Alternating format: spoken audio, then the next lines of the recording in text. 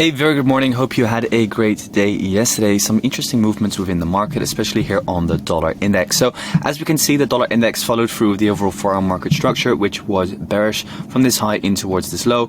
Price retraced back in towards this supply zone, and we sold off in towards the downside from there.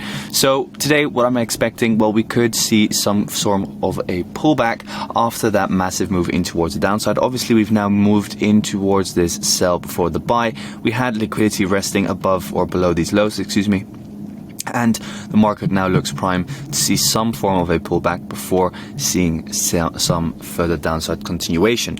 So that's pretty much what I'm looking at for today. Obviously, I don't know if we're just going to start pulling back in towards the highs. For the same, we could just pull back minor and then just continue down lower. That is pretty much that. The dollar index, I mean, it is bearish still, so do keep in mind that you want to be looking for further sell-off on the dollar index. I will only be shifting my bias on the dollar once we start breaking this overall high here. So that's the dollar index for you. Now moving on in towards euro dollar. And euro dollar is inside of an area of supply. So euro dollar yesterday saw a strong pullback in towards the highs, and it's not like we didn't anticipate it. Obviously, we did initially see a dump in towards the downside from this area of supply, and I was looking actually for a push in towards this demand zone. However, with the news, obviously anything can happen, and now this pullback in towards the highs is actually a good thing, because we've seen a shift in market structure over here, meaning that this currently is your high, this currently is your low. Price is now pulled back in towards, let's say, the 786 fib retracement, and is now looking prime to head off further in towards the downside after retracing in towards this area of supply / imbalance candle. So definitely looking for a further sell-off on euro dollar, at least back down in towards this area of demand over here, and then dependent on how we react inside of there, will we see a pullback again in towards the highs, or will we see follow through in towards this area of demand over here. The only thing I don't like about the current price action is that in order to see a 4-hour structural shift, and then mainly focused on fractal structure, we need to break this low over here. So preferably what I would like to see is kind of like a short-term retracement back down, one more push up, grabbing the high above this high over here, then forming a low over here, and then trend shift, and then you'll have much better opportunity to start looking for a short further in towards the downside. So that is euro dollar, what I would be looking for over there. If you want to be a little bit aggressive today, you can already start looking for 15-minute shorts over here from, for example, this area of supply, because this morning what has now happened is that we have grabbed the liquidity above the Asian range high, so we've liquidated the stops above the Asian range. We formed an area of supply now over here, so you could start looking for a short and a correction further in towards the downside upon a retracement.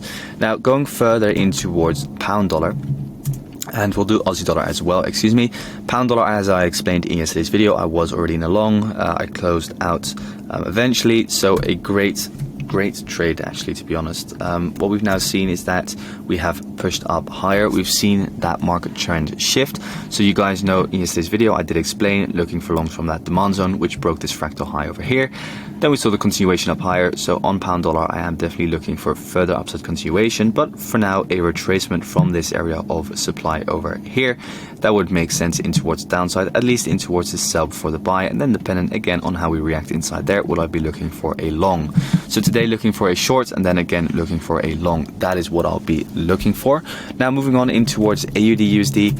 So AUDUSD yesterday moved up like hell, moved up very strongly in towards the highs from this area of demand. So it did in fact make sense. Obviously, as this was your swing low, this was your swing high, we pull back in towards, let's say, that 786 fib region, and then from there we start moving up higher.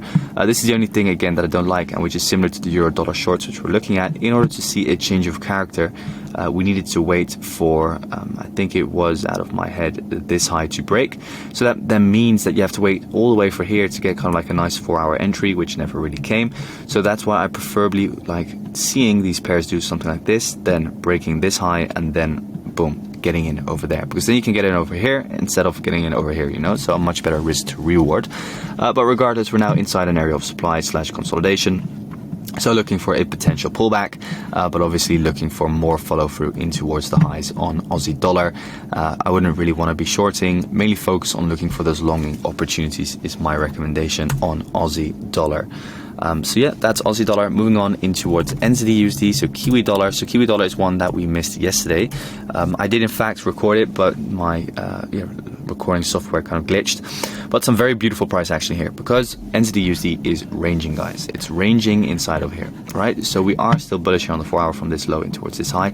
And yesterday what we saw was that, okay, this high is still open liquidity wise. As you can see, this high didn't yet take out this high.